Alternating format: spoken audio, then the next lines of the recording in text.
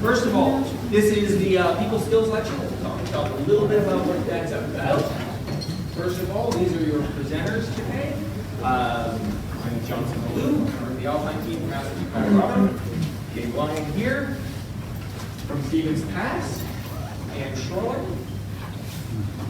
Jackson Hall, Brian Smith holding the camera right there, and Eric Rolls. We'll cycle through. All right, so this is the overview of our lecture.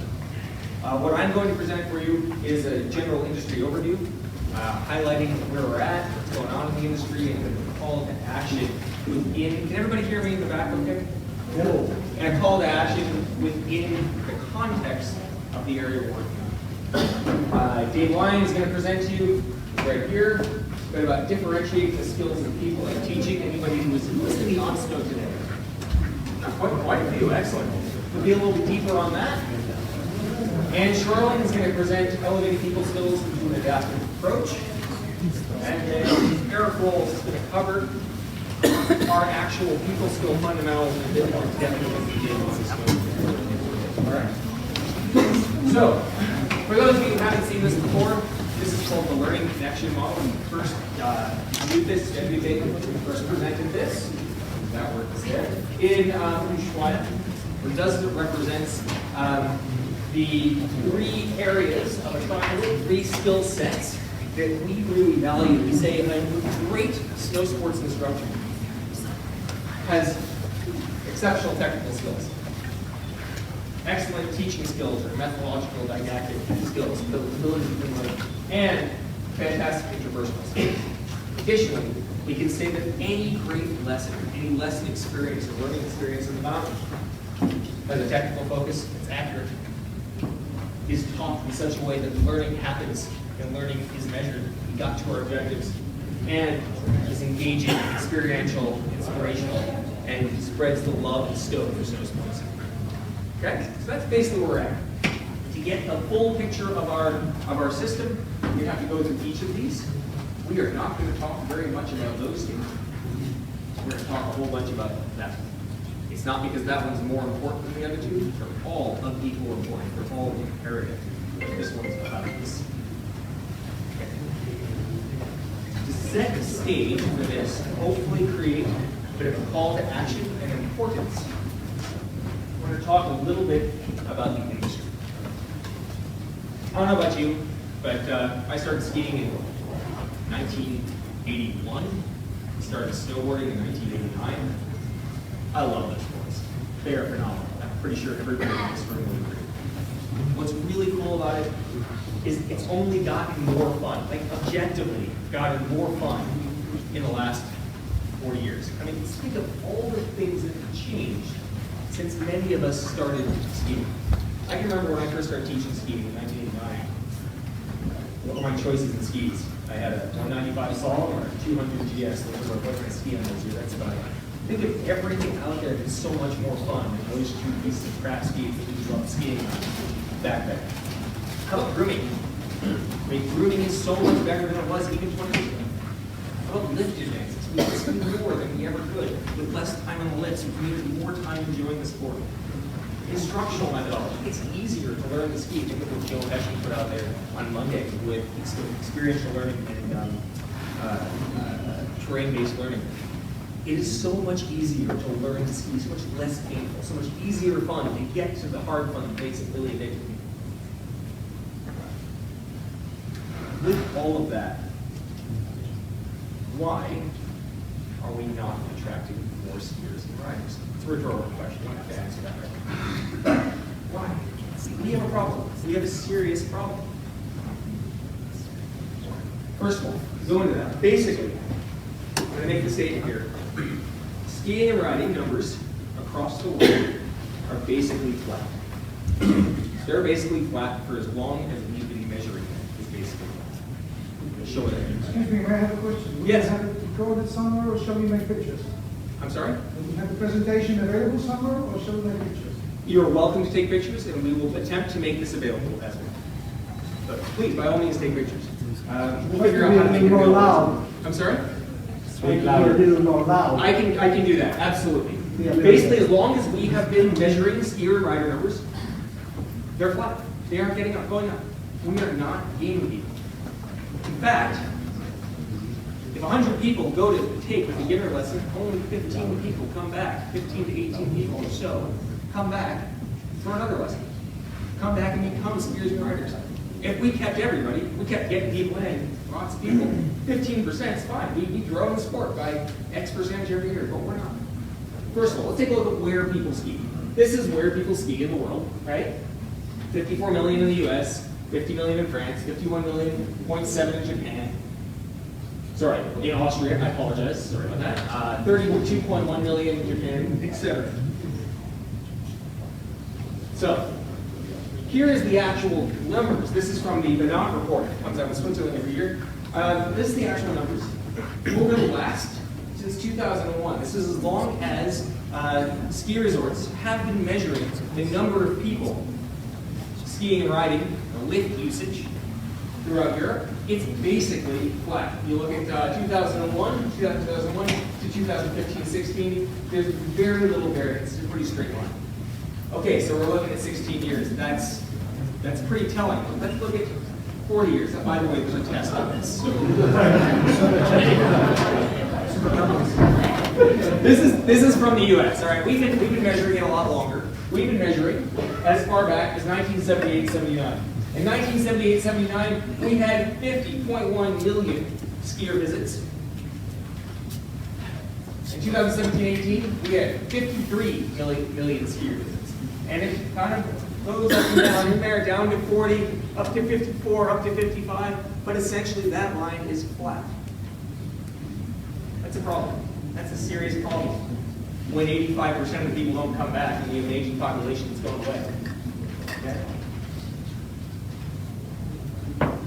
All right. Meanwhile, the population of the world has grown over 43%. So, given our total demographic, we're not captured. There's a lot of things that are completely out of our control in that one. Absolutely, completely out of our control. Global warming, closing ski resorts, rising expenses. We can control the cost of lessons, but we can't control the cost of the overall resort experience. Right? And the ski instructors, we might not be able to control that. It's definitely true that no matter how good our short term is, it has very little measurable effect on global warming, so that's not going to change our the overall accessibility. But there are some things we can change. If you want to gain traction, if we want to reverse the trend of essentially growing population and a flat to declining population of skiers, we need to change that 15 to 18% return rate. We got to grow that. We got to make people come back. That is 100% in our control. And this is stated by people taking first-time lessons or beginner lessons. They state, when you ask them, what did you like best about skiing or snowboarding? RRC, US-based survey company, went through and created this word cloud. The number one thing that got them to come back, that got them not just to come back, but to fall in love with the sport, to turn that 15% of people into skiers and riders, was, and will be the instructor. You know what they said was great about the instructor? It wasn't the technique. It wasn't how perfectly they taught, or how perfectly they skied or snowboarded. It was how much they liked the person. It was how much that person shared their passion with them, the connection, the experience they created for them, the support they gave them, the empathy, all of that stuff that creates true human connection and a real experience. Okay? That's what made that 15% out of 100 or 15 out of 100 come back and become lifelong skiers and riders. Here's the problem. When we asked the same group of people what they liked the least, oh look, it's still the instructor. Whew, that's a problem. All right. That's a challenge. And when they went to that, it had nothing to do with skiing and riding. Okay? I'm a ski school director, and the number of complaints that I've gotten in my years of directing one of the largest ski schools in the world about technical methodology or skiing and riding, I can count on one hand with less fingers than I'm holding up. But the connection piece, that's where we either hit or where we miss. And that happens in developing inter and interpersonal skills. That happens in all those things of empathy and compassion and knowing yourself and self-worth, all this stuff that creates connection with people. That can move that 15% to 30% to 45% to whatever our cap is, who knows. But if we keep making skiing and riding more fun, maybe we get 100 out of 100 someday, coming back and being part of our job.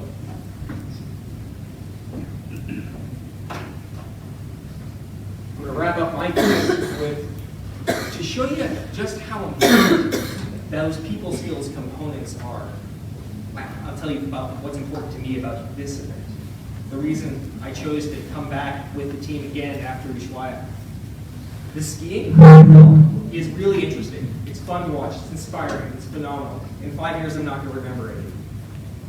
The clinic leading is really cool. It informs me, and it changes my direction, where I go in my school, where we go as an organization. In 10 years, I'll remember certain highlights. But what I will remember for the rest of my life are the connections I'm making at the bar, on the hill, the friends I'm making for life.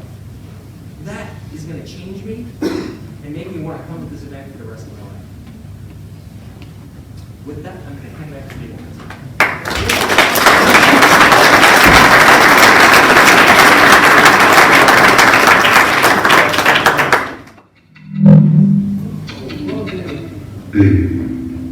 Where's that coming from? So, what I want to talk about a little bit is kind of the history and how we got to where we are in the U.S. right now.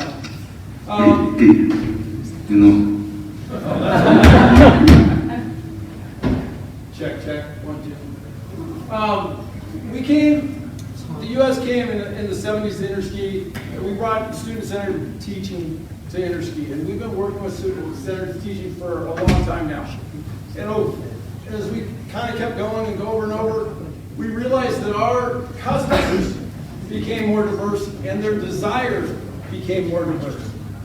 So we had to deal with that. And the last Interski at Ushuaia, we had to come up with something technically that really dealt with the diversity that we were running across.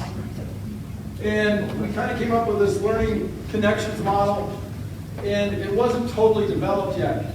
And so we had the 5 outline technical fundamentals. Nordic, adaptive, cross-country, snowboard, we're working on their fundamentals. And we came to Ushuaia and asked the question to you guys, what makes a great teacher? Not a good teacher, but a great teacher. And the overwhelming response that we got back, when we went back and looked at it and went through it and all that stuff, was empathy.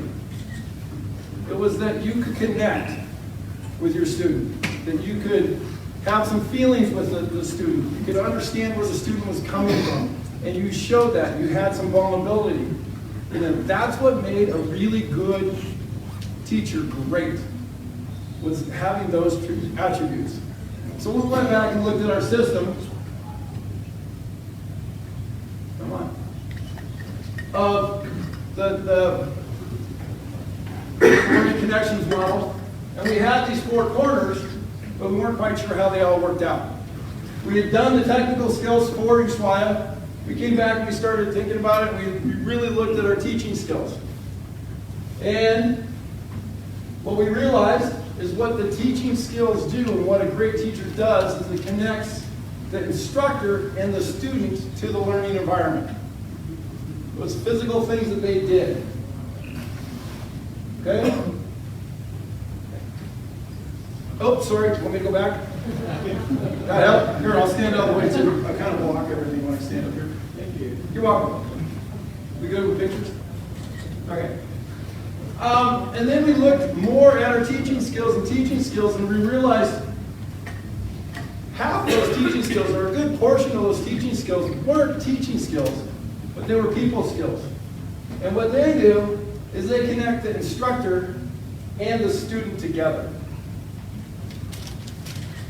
So if we think about our little model here, we have things that an instructor does that connects them to the learning environment and connects them to learning. and we have something that connects them to the student. And we have something to talk to them about, the technical skills.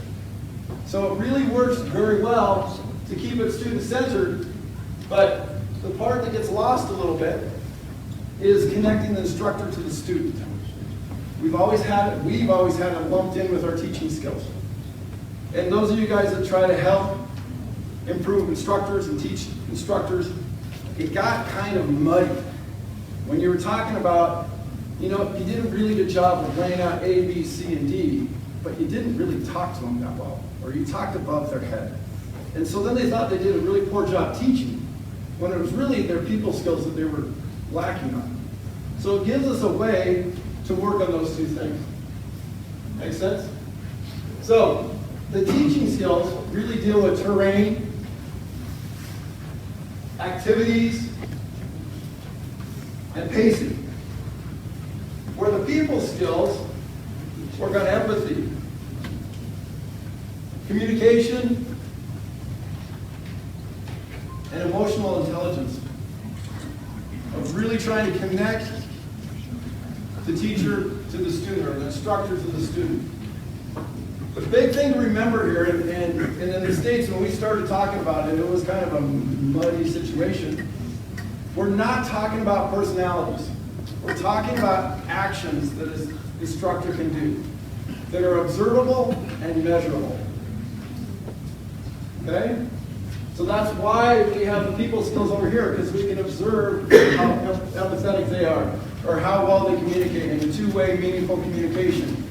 Or if they're picking up on some of the nonverbal cues that the students are laying down, or understanding where they are. They just had an argument with their boyfriend or girlfriend, and they're a little raw with the nerves, and understanding how that might affect the situation. So that gives us a little overview of where we came from. And I hand it up.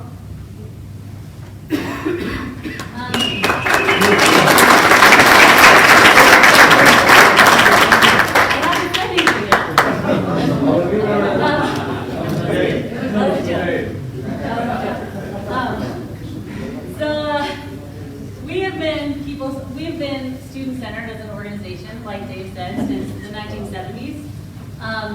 And clearly, as Jonathan said, it's getting us 16% of the way there, but we have a long way to go in terms of developing our ability to connect with our students and the people we're working with. And so what I'm going to talk a little bit about is how we're changing our approach to training instructors so that we can hopefully coach them to do a better job connecting with their students, and how we can coach them to actually develop people skills. There's plenty of science that it is possible to develop your emotional intelligence. And so I'm just going to talk a little bit about how we're going to change our structure so that we can aim to do that. So first, I'm going to talk a little bit about two different approaches to solving a problem. And those two approaches are a prescriptive approach and an adaptive approach.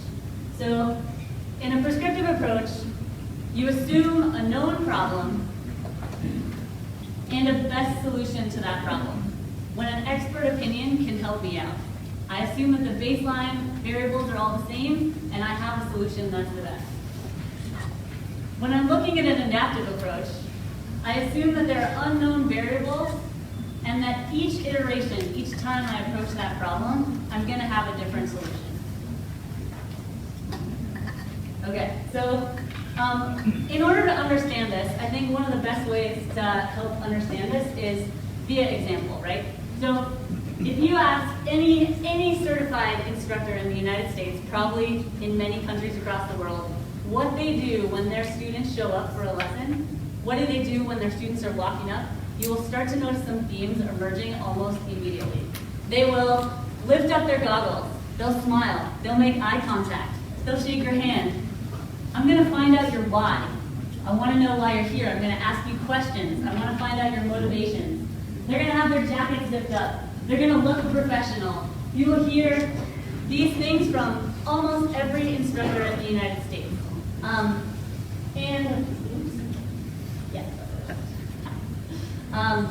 So you'll hear these answers consistently, and those are really valuable answers. It helps us train our new instructors to be successful the first time they walk up to a lesson. It helps them engage with their clients right off the bat and be successful. They're behavior-based, their plans for action, and their consistent responses. We're assuming a common denominator. My group walks up to me, and we're assuming that we can apply the same responses. These are really valuable pieces of training. We're not throwing these out. Oops. Well, we'll just stay there. And those things are all well and good until this kid shows up in your class. And I can hear some of your brains turning in the audience, like, oh yeah, well this is what I do, or my best instructor would do this. We totally got that one. You just do X, Y, and Z. And those are still behaviors. And our tendency as an organization is to describe a behavior or describe a situation, so a common problem, and create a solution to that problem. We assume a known situation and we create a standard solution. Make sense? Nods, shaking? And the challenge is not so much what do you do with this kid, or what do you do with these people, any one of these people or them as a group, but how do you train these people to be ready to ski with all of these people? And for that, we're going to have to assume that there are unknown variables. We don't know who's showing up that day. We don't know who's going to be in our group. And so we're going to go down the adaptive approach road. We're going to need to assume that there are unknown variables, and we're going to need to assume that there's going to be a different solution to each iteration of that variable. And how do we train instructors to be able to deal with this? So we go back to a prescriptive approach, which is behavior-based. It's a plan for action. It's a clear solution, and we can give that to our new instructors. And when we go to an adaptive approach, instead of looking at the solution, we're going to start to look at the outcomes that we're looking for. What is it that describes a great human interaction in your class, in your lesson? How can we give instructors strategies to create those outcomes within their lessons? And how can we set them up to be able to tailor their responses to each iteration? Think about how you teach when you're teaching a lesson. You get a variable thrown at you and all of a sudden you thought you were going this way and you're headed over here. And that's because in this room we have a myriad of talented instructors and we're used to doing that. And the question is, how do we train those? So let's go back to these answers that we got from our certified instructor in the US and probably many other places as valuable behaviors. And let's start to think about them in a different context. So these are more or less the same things. I've changed some of the wording a little bit, but it's more or less the same list. And all of these behaviors are critical components of building a cohesive group. And I have heard many presentations this week that talk about the value of having a cohesive learning environment and a group of people who work and fit well together in your lessons.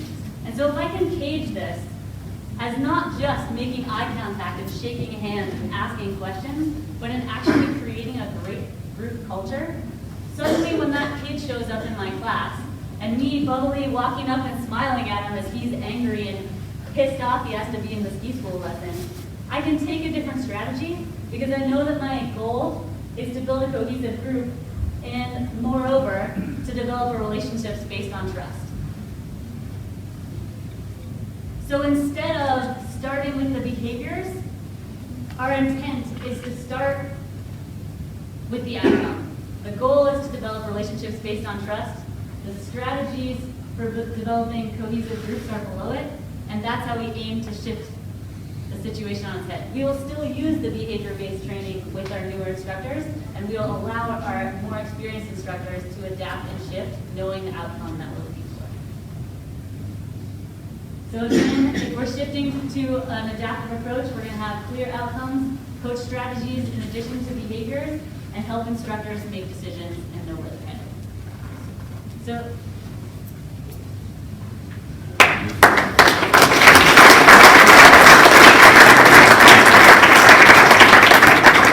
I'm Eric from the snowboard team. Let's look more specifically at the PSIA-AASI People Skills Fundamentals. Now keep in mind that these are a framework for skills and behaviors. Here they are, and we will go through them individually, and I'll create a little context around them. Develop relationships based on trust. Engage in meaningful, two-way communication. Identify, understand, and manage your emotions and actions. Recognize and influence the behaviors and motivations and emotions of others. So let's look at these individually. Develop relationships based on trust. This is the foundation of what we do. When you create transparency through setting goals and letting people know what to expect, you build trust. When you give your students respect, you build trust. When you create cohesion between you and the students amongst themselves, you build trust. When we mitigate risk and make good decisions, that helps to build their trust. So we need to build their trust.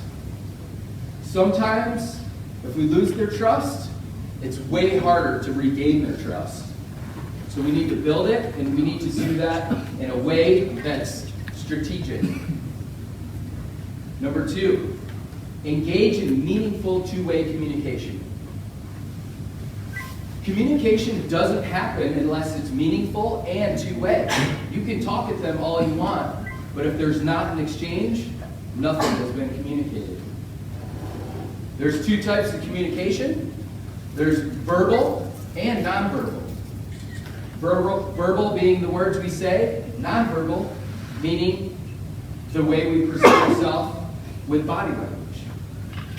We need good active listening skills, and when we give people feedback, if we expect a result, we need good communication to do that. Number 3, identify, understand, and manage your emotions and actions. Now these last 2 are based off emotional intelligence. This is about being self-aware and managing your own emotions because you're self-aware. Now think about for a minute. It's been a long week. Sometime along this week, you've probably received some feedback. How did you react? Did you embrace it and make a change in your skiing or riding? Did you get defensive? We are so passionate about this, especially in this environment. It is easy to react through our emotions without thinking it through. People that can be self-aware and then manage their emotions create greater connections with their students. We interact with people all the time. The 4th one is recognize and influence the behaviors, motivations, and emotions of others. This is essentially group dynamics. It's creating the group dynamics in our interactions with the individual or the group. So this one's all about social awareness and social management. Think about the clinic leaders that were presenting this week. Did you see them shift their plan based on the reactions and questions of the group? That's a great clinic leader to be able to do that. Can you take something really planned and structured that you're really attached to and change the plan based on the needs of your students or the needs of the people you're clinicking with? That is an awesome skill to have. So I'd like you to think about these as a great reflection point as you're teaching students and if you train other instructors. These last 2, based on emotional intelligence, are super important for that. So to summarize, we need to increase the student retention globally. We are working hard to do it in the U.S., and we want to do that with the things that we can control. Think about the things that you can actually control. And we feel it's the interactions that we create with our students and our fellow instructors. We would like to promote, to focus on that connection interpersonally with the other people around you. And to Ann's point, we need to go beyond what we normally do. We need to adapt. We really need to connect with them and adapt and meet them on their level to really understand and have greater exchanges and create a stronger connection. So I'd like to leave you with this. Think about this statement a little bit. Are we teaching skiing and snowboarding to people? Or are we teaching people to ski and snowboard? Thank you very much.